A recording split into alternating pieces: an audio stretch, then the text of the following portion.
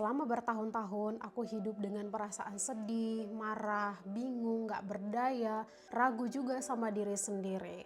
Suara di kepalaku selalu bilang aku gak layak, aku gak pantas, aku miskin. Sampai pada akhirnya aku sadar itu bukan salahku. Aku berasal dari keluarga yang pas-pasan, kami hanya hidup cukup. Sejak kecil aku selalu merasa minder karena latar belakang dan perlakuan diskriminatif di lingkungan kami. Aku selalu melihat dunia bersikap bias terhadap harta, mereka yang punya uang selalu diperlakukan lebih istimewa. Perlakuan ini aku alami juga di bangku kuliah. Ada dosen yang selalu membedakan perlakuan antara mahasiswa dari keluarga yang berada dan mahasiswa dari latar belakang yang biasa-biasa aja. Ini tentang pemberian nilai yang selalu berbeda, tidak bergantung pada kamu kerja tugas apa enggak, kamu itu pintar atau enggak. Kalau dia tahu kamu berasal dari keluarga yang berada, kamu akan diperlakukan berbeda. Pengalaman-pengalaman ini akhirnya membuat aku terus dengar suara di kepala aku yang bilang kalau aku kurang cantik, aku kurang kaya, aku kurang pinter, aku gak pantas dilihat sejajar dengan orang lain. Sampai suatu hari aku sadar bahwa musuhku sebenarnya adalah diri aku sendiri, karena suara di kepala aku selalu menuntut dan terus-menerus menilai dan menghakimi aku untuk terus berusaha menyenangkan orang lain. Sering membantu supaya aku diterima dan aku merasa layak. Karena aku pikir kalau aku baik sama semua orang, mereka akan menerima aku. Mereka gak akan menolak aku. Aku lebih mengutamakan orang lain dibanding diri aku sendiri. Aku cari validasi dari luar. Aku internalisasi kritik. Aku menyerap kritik sehingga mempengaruhi cara aku berpikir, berperasaan. Dengan sadar, aku coba untuk menggantikan kekurangan harta dengan kerelaan diri. Aku selalu bilang iya padahal aku lagi capek, lagi gak kuat, lagi sedih. Karena aku pikir harga diriku itu ditentukan oleh status ekonomi. Persepsi ini sering membuat aku ngerasa harus membuktikan diri secara terus-menerus. Keluarga aku dan juga sesuai dengan pengalaman yang aku lihat, aku itu secara otomatis diprogram bahwa sukses itu baik, kalau gagal itu buruk. Punya sesuatu dulu baru dilihat atau dipandang orang lain. Atau menikah itu baik, belum menikah atau tidak menikah itu buruk.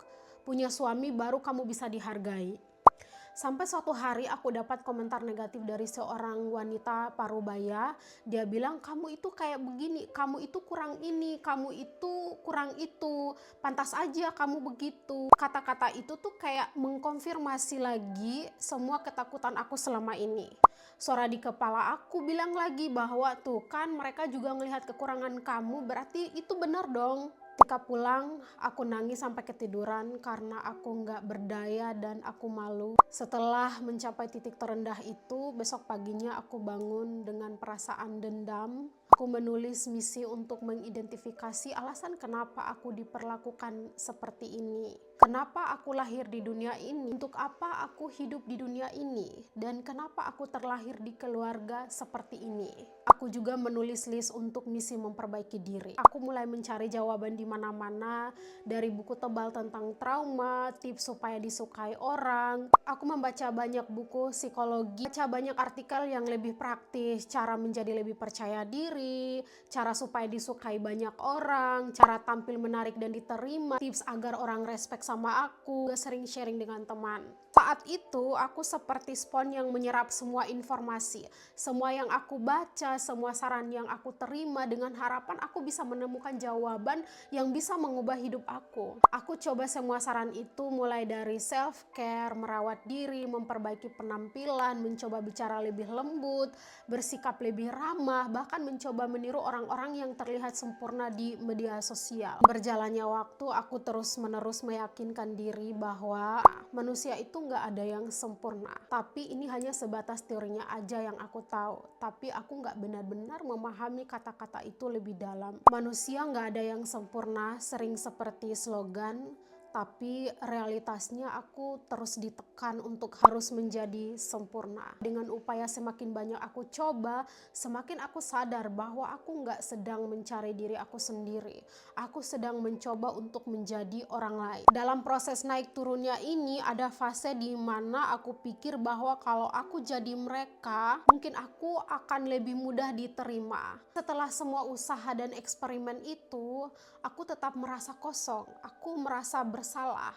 Karena ternyata penerimaan dari orang lain itu nggak akan pernah cukup kalau aku belum menerima diri aku sepenuhnya. Di balik semua upaya yang muluk-muluk ini, yang bikin capek ini, ada satu hal yang akhirnya aku sadari, bahwa perjalanan mencintai diri sendiri, perjalanan menerima diri sendiri bukan tentang mengubah diri aku menjadi versi yang lebih baik, yang disukai oleh orang lain, tapi menemukan siapa diri aku sebenarnya tanpa topeng dan juga tanpa pura-pura. Aku sadar bahwa aku nggak bisa terus-menerus hidup untuk menyenangkan orang lain atau memenuhi standar dan ekspektasi orang lain. Aku mulai melepaskan kebutuhan untuk menjadi sempurna, melepaskan kebutuhan untuk menjadi orang lain, melepaskan semua topeng yang selama ini aku pakai untuk diterima. Nggak ada lagi perasaan harus menyesuaikan diri, nggak ada lagi rasa bersalah karena nggak sempurna, nggak ada lagi takut dicela atau dibandingkan.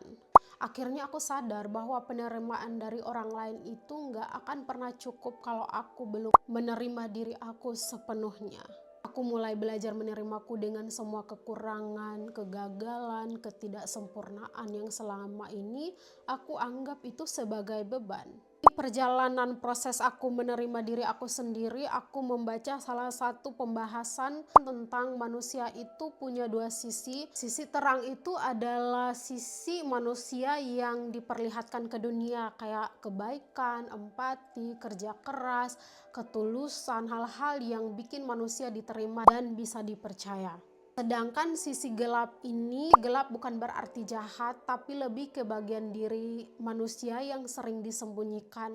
Ada rasa marah, ada rasa takut, iri hati, kebutuhan untuk diakui, keinginan untuk membela diri. Sisi ini normal dan manusia butuh itu untuk supaya hidup mereka itu seimbang. Seiring waktu aku belajar dalam proses ini, aku memperlakukan diri aku dengan sangat baik. Berhenti menilai diriku, aku berhenti menghakimi diri aku seperti aku berbicara kepada seorang teman. Setiap pagi dan sebelum tidur di depan cermin, aku perkatakan hal-hal baik untuk diri aku sendiri. Sambil skincarean, aku kasih tahu ke diri aku bahwa aku cukup, aku layak dicintai, aku pantas untuk bahagia. Awalnya aku ngerasa aneh sampai aku nanya sama diri aku sendiri, kayak orang gila gak sih ngomong sama diri sendiri? Tapi lama-lama aku ngerasa kayak plong aja gitu. Setelah ngobrol aku ngerasa kayak otak aku tuh lagi benarin pikiran aku yang kayak benang kusut. Setelah itu aku seperti merasa aku lebih sensitif dan lebih sadar kalau ada yang salah hari ini. Misalnya aku suka tanya sama diri aku sendiri, aku kenapa sedih, aku kenapa marah, aku kenapa bahagia.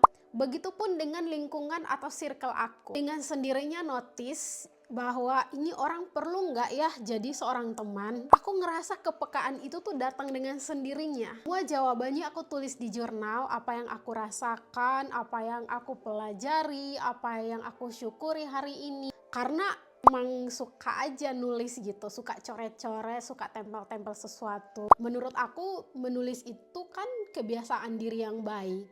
Kebiasaan yang baik yang bisa aku turunkan ke anak-anakku nanti. Kadang aku jeda juga seminggu 2 kali, handphone di off, notifikasi di off, 5 menit di kamar, coba tutup mata. Aku rasa banyak banget pikiran negatif yang menilai aku, menghakimi diri aku. Aku berada di dalam sebuah ketakutan, pikiran yang menyebalkan, yang menyenangkan. Aku nikmati semuanya, aku nggak mau nolak, aku terima aja semuanya.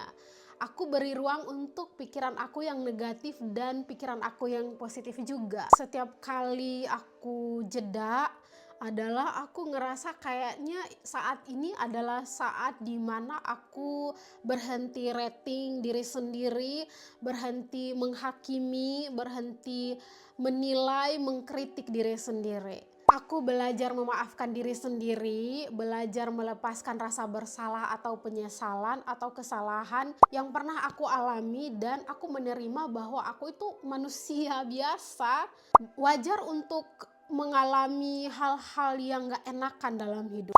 Semua ini butuh proses dan ruang. Kalau sekedar tahu aja Aku pikir semua orang juga tahu.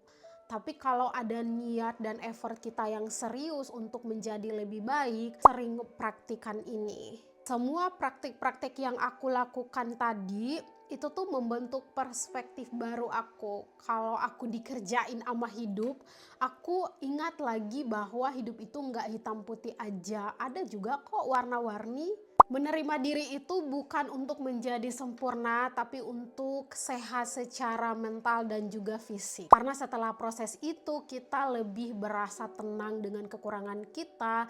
Kita tetap belajar untuk sayang sama diri kita sendiri, nggak lagi menekan diri dan menuntut diri sendiri. Pada akhirnya aku mau simpulkan bahwa penerimaan diri itu menurut aku adalah kalau aku terus-menerus melawan dan berperang dengan diri sendiri, aku akan menimbun kekacauan batin. Sebab penyesalan terbesar sekalipun gak dapat mengubah masa lalu aku, kecelakaan terburuk sekalipun gak akan mengubah masa depan aku. Makanya aku harus memilih untuk menerima ketidaksempurnaan diri, ketidakpastian hidup, dan segala hal yang berada di luar kendali aku. Supaya aku dibebaskan. Ini kalau aku menginginkan kedamaian. Thank you for watching teman-teman. Aku berharap kamu yang nonton video ini adalah orang yang mau belajar untuk menemukan versi diri yang terbaik. See you!